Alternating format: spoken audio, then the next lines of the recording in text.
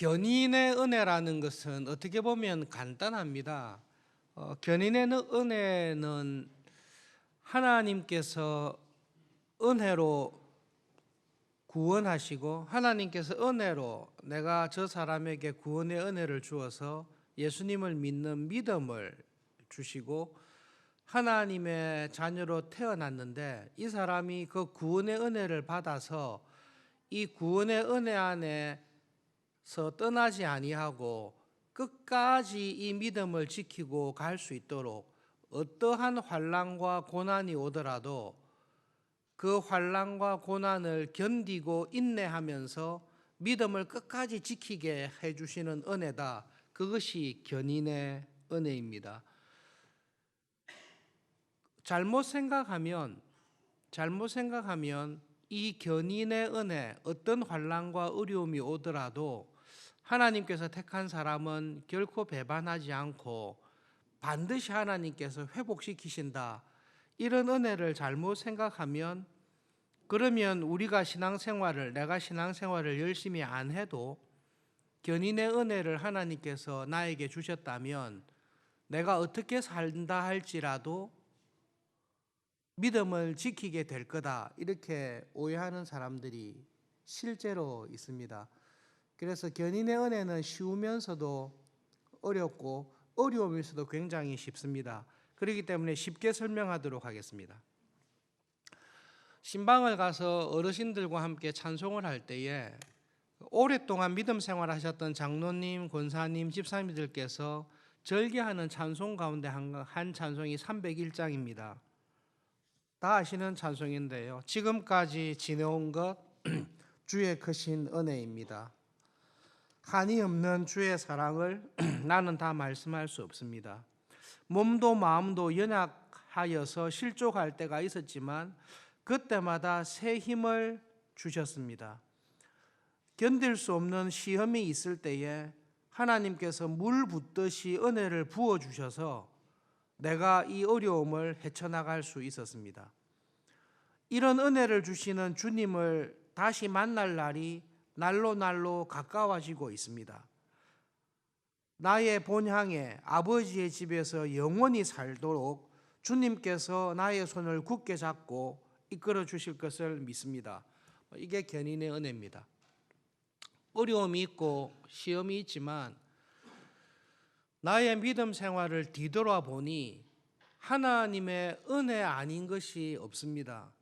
그리고 그때에 하나님께서 나를 이렇게 붙잡아 주지 않으셨더라면, 하나님께서 그때 그런 은혜를 주지 아니하셨더라면 내가 이런 믿음을 지금까지 가지고 있을까 걱정스러운데 믿음의 눈으로 뒤를 돌아보니 하나님의 은혜로 이루어지지 않는 것이 하나도 없었습니다. 이것이 견인의 은혜를 받은 사람의 특징입니다.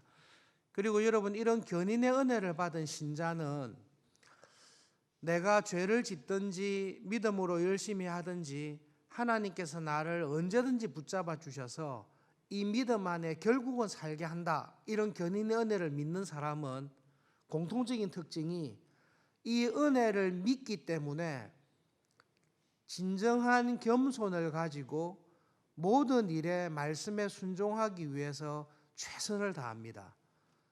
이 견인의 은혜를 참으로 믿는 신자 가운데 한 사람도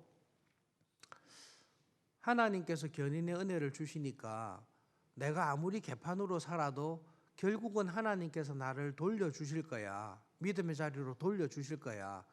그러니 지금은 게으르게 내가 하고 싶은 대로 적당하게 살아도 하나님께서 견인의 은혜를 주실 때가 되면 나를 돌리시고 회개하시고 다시 이 자리로 오게 하실 거니까 그 은혜를 주실 때까지 지금은 그냥 적당하게, 지금은 내가 죄 가운데 살아도 하나님이 강권적으로 견인의 은혜를 주셔서 나를 회복시켜 주실 거야. 그렇게 생각하는 교인은 한 사람도 없습니다. 견인의 은혜를 그렇게 생각하는 것은 견인의 은혜를 잘못 이해한 것입니다. 실제로 있었던 두 분의 이야기를 말씀드리겠습니다. 몇 년 전에 우리 교회가 속해 있는 노회에 교회 목사님 두 분이 70년으로 정년 은퇴하시는 행사가 몇 달 상간으로 두 번이 있었습니다. 그때 그 70세가 되어서 은퇴하시는 목사님께서 마지막 교회 앞에 하신 간증이 있는데요. 5가지의 감사의 제목을 했습니다. 제가 기억하는 것은 2가지입니다. 제일 처음에 감사한 게 뭔고 하면 전부 평범한 것을 감사하셨는데요. 내 나이가 70이 될 때까지 목회를 중단하거나 목회를 포기하게 되는 일 없이 70이 될 때까지 주님의 교회를 잘 섬길 수 있도록 저에게 은혜를 주신 것을 하나님께 감사합니다. 그렇게 고백을 했습니다. 평범한 건데요. 자세히 들여다보면 그게 정말로 은혜입니다. 육체적인 건강이나 영적인 여러 가지 시험이나 유혹이나 또 부족함으로 말미암아 70세까지 한 교회에서 오랫동안 목회를 하고 사역을 잘 마칠 수 있게 된 것이 내가 다른 목회자들보다 더 경건하고 열심히 했기 때문입니다. 그게 아니라 정말로 하나님의 은혜를 가만히 생각하면 목사로 불러주신 것도 은혜인데 나처럼 부족한 사람이 주님의 교회를 70이 될 때까지 잘 섬길 수 있게 된 것도 믿음의 눈으로 돌아보니 저는 정말로 은혜입니다. 이 은혜를 주신 하나님께 너무 감사합니다. 2번째 감사까지 기억나는데 이 70이 될 때까지 이렇게 주님의 교회의 일꾼으로 써주셨을 때에 사별하지 않고 함께 이 사역을 시작했던 아내와 함께 아내도 영육간에 강건하게 큰 질병이나 사고 없이 부부가 함께 이 믿음의 길을 마치게 되어서 감사합니다. 뒤돌아보니 이것이 평범한 것 같으나 비범한 하나님께서 나에게 주신 은혜인데 다 말씀은 드릴 수 없지만 여러 가지 고비 가운데 하나님께서 저에게 우리 부부에게 이런 은혜를 주셨습니다. 뭔가 좀 거창한 간증이 있을 거라고 기대를 했었는데 너무 평범하게 이야기하신 게 저에게 기억에 남았고 평범하게 말씀하신 것이 정말로 평범한 은혜가 아니구나, 그것이 정말로 은혜구나라는 것을 생각을 하게 되었습니다. 저도 대학 생활을 시작하게 된 것은 35년 이렇게 길어지는데요. 기억나는 후배 가운데 믿음의 가정에서 모태신앙으로 성장해서 중고등학교 시절에 선교사에 대한 소명을 가지고 서울대 언어학과에 지원을 했던 후배가 있습니다. 3형제 가운데 딱 한 형제였는데요. 대학 시절 1학년 때부터 선교에 관한 소명과 열심을 가지고 모태신앙의 학생 가운데 굉장히 경건하게 했습니다. 1학년 때부터 선교위원회, 또 선교 사역에 관해서, 그리고 GBT 성경 번역에 관해서 열심히 준비를 했습니다. 네팔에서 선교 사역하시는 이상영 선교사님이라고 계신데요. 그 이상영 선교사님이 한국 GBT 선교사 가운데 가장 제일 앞서가신 먼저 가신 분이십니다.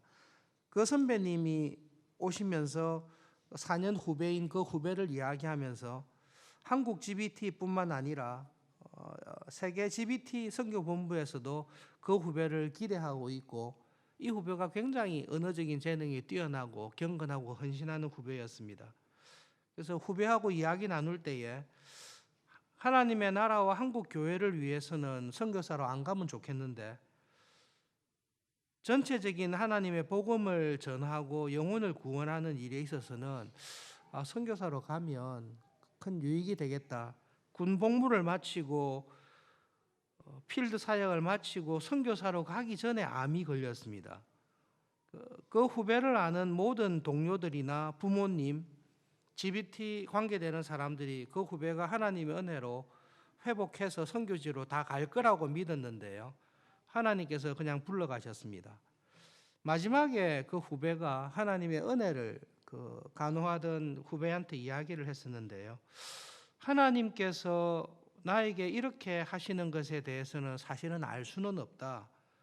그러나 태어나고 난 이후로 지금까지 나에게 주신 하나님의 그 은혜를 생각할 때에 하나님께서 나를 지금 불러가신다 할지라도 나는 그 하나님의 은혜에 참 감사합니다 라는 믿음을 고백하고 먼저 간 일이 있습니다. 제가 이 후배가 이렇게 죽고 난 다음에 하나님께서 유학의 기회를 주셔서 유학을 가게 됐는데요. 유학을 가서 그 유학원 학생들이 쓰는 글에 원고를 쓰면서 이 후배에 대해서 이야기를 했습니다. 왜 하나님께서는 훌륭하고 좋은 후배에게는 길을 막으시고 또 별 볼 일 없는 우리들에게는 이런 은혜를 주시는지 우리는 참 알 수 없는 일이 많이 있습니다. 여러분 믿음 생활하다 보면 이 두 부류의 극단적인 상황이 있을 수 있는데요. 한 크리스찬은 모든 일이 형통하고 원하는 대로 하나님의 나라와 교회를 섬기는 쪽으로 부부가 함께 장수하시며 하나님의 은혜와 교회의 사랑을 받으면서 살아가는 교인이 있습니다. 한 교인은 그런 마음과 열정을 가지고 살아갔는데 하나님께서 번번이 막으시고 결정적으로 막으셔서 그 일을 가지 못하도록 하는 일을 자기 삶에 당하는 교인이 있습니다. 그런데 믿음의 눈으로 하나님께서 나에게 하신 일들을 쭉 돌아볼 때에 하나님 이렇게 저의 발걸음을 인도하신 것이 하나님의 은혜입니다 라고 고백을 하고 하나님 이렇게 인도하셨지만 이것 또한 하나님의 은혜입니다 라고 감사할 수 없는 상황에서 감사하기보다는 이건 믿음을 버리거나 배교를 하거나 신앙을 다 부인할 시험이 오는데요. 이런 시험과 환난 속에서도 하나님께서는 자기가 구원하시고 하나님의 백성 삼으시고 하나님 나라에 드리려고 작정한 하나님이 구원하신 신자는 이 구원의 믿음을 절대로 버리지 않고 이 믿음 안에서 끝까지 인내해서 하나님 나라에 가도록 붙잡아 주십니다. 그래서 여러분 내가 하나님의 은혜 안에 견인의 은혜를 누리고 있는지 없는지를 확인할 수 있는 중요한 척도가 있습니다. 내가 견인의 은혜를 받고 그 은혜 안에 있는지를 확인하려면 조건이 있는데요. 어떤 조건이 있습니까? 신앙적인 어려움에 부딪히셔야 됩니다. 나의 믿음과 신앙을 배반할 수밖에 없는 나의 신앙생활을 포기할 수밖에 없는 환난과 역경에 내가 한번 들어가 봐야 됩니다. 딱 들어갔을 때에 내가 당하는 환난과 어려움과 육체의 질병과 여러 가지 불행 속에서도 내가 이 어려운 가운데 처하게 된 것은 우리 두 가지밖에 없잖아요. 내가 잘못해가지고 들어왔든지 아니면 욥처럼 내가 잘못한 것은 없지만 하나님께서 이상한 섭리 가운데 나를 넣어놨든지 어쨌든 이유가 두 가지밖에 없는데 이 상황 가운데 가룟 유다처럼 혹은 배교했던 모든 사람들처럼 하나님께서 나에게 이런 일을 하시다니 하나님께서 나에게 이런 어려움을 주시다니 나는 하나님을 믿느니 이 하나님은 믿을 수 없다라고 배교하고 가든지 배교하고 가는 사람은 견인의 은혜를 받은 사람입니까? 안 받은 사람입니까? 견인의 은혜를 안 받은 사람이죠. 그런데 하나님께서 주신 견인의 은혜 가운데 있는 사람은 그런 환난과 어려움이 올 때에 애통합니다. 내가 예수님을 그렇게 보호하겠다라고 자랑했는데 내가 예수님을 공식적으로 3번이나 부인하다니 예수님을 저주하다니 내가 살기 위해서 저주하면서 예수님을 팔아먹다니 자기가 믿음으로 살지 않았던 것에 대해서 환난과 어려움이 왔을 때 자기의 연약함으로 인하여 믿음대로 행동하지 않은 것에 대해서 슬퍼하고 애통하고 회개하는 가운데 들어갈 수가 있습니다. 그렇게 나의 믿음의 연약함으로 말미암아 슬퍼하며 애통하며 회개하면서 하나님께 은혜를 구합니다. 하나님, 나의 이 죄를 나의 이 연약함으로 인해 믿음에서 떠난 것을 불쌍히 여겨 주십시오라고 기도하며 간구할 때에 하나님께서는 그렇게 기도하는 교인에게서 성령님을 거두지 아니하시고 하나님의 영이신 성령님을 우리 마음에 주셔서 그 회개하는 마음으로 시험과 유혹에서 하나님께로 돌아오는 은혜를 주십니다. 여기에 핵심이 있는데요. 이거는 아니에요. 하나님, 저에게 견인의 은혜를 주세요. 견인의 은혜를 주시면 제가 회개하겠습니다 라고 생각했는데 견인의 은혜를 안 주세요. 그래서 견인의 은혜를 안 주시고 회개할 마음을 안 주시니까 회개할 마음이 생길 때까지 회개하지 않고 지금 있는 영적인 게으름과 나태함 속에서 내가 살겠습니다. 그렇게 하는 사람은 견인의 은혜를 스스로 저버리는 사람입니다.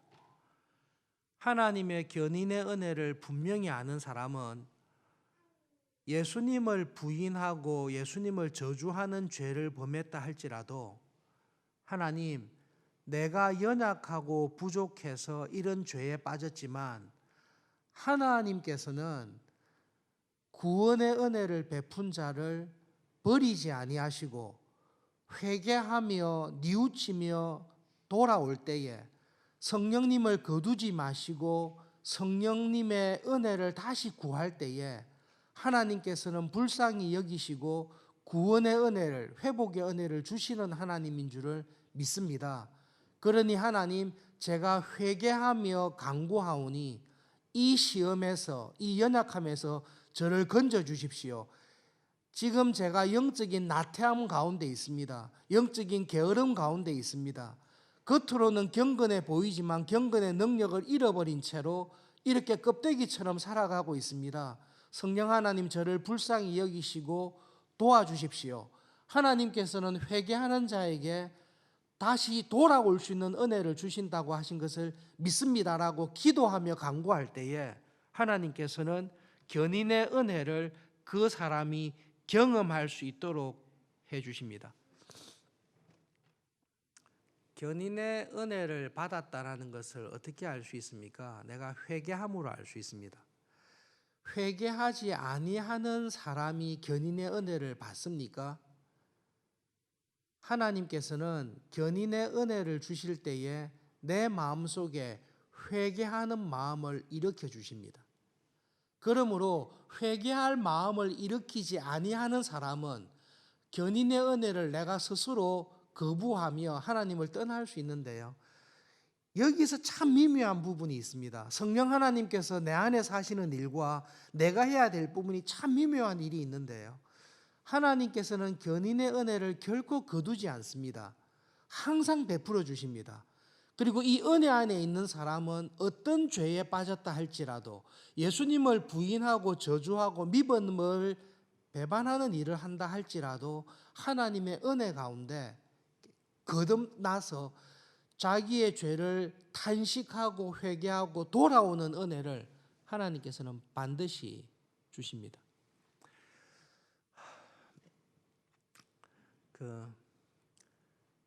여러분 이게 하나님의 은혜를 하나님 편에서 봐야 되는데요. 이렇게 2차원에서 보면 2차원은 평면이잖아요.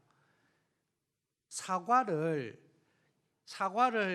2차원에서 보는 평면밖에 못 보는 사람들에게 사과를 보여주면 사과가 이 단면으로 보입니다. 밑에는 작고 밑에는 작은 평면이 되어 있다가 올라갈수록 이 평면이 좀 커지는 것 같고 다시 커졌다가 작아지고 이렇게 보이는데요. 3차원에서 우리가 볼 때는 이 사과가 다 보입니다. 아, 사과가 둥글구나. 사과는 밑은 이렇고 꼭지는 이렇구나. 이게 다 보입니다. 하나님께서 우리의 믿음을 보실 때 우리는 과거를 압니다. 지금 내를 압니다. 우리는 단면을 보듯이 이렇게 압니다. 내가 과거에는 이렇게 신앙생활 해왔다가 지금은 이렇게 하고 있고 앞으로 어떻게 할지는 모릅니다. 그러나 하나님께서는 나를 딱 보실 때 어떻게 보세요?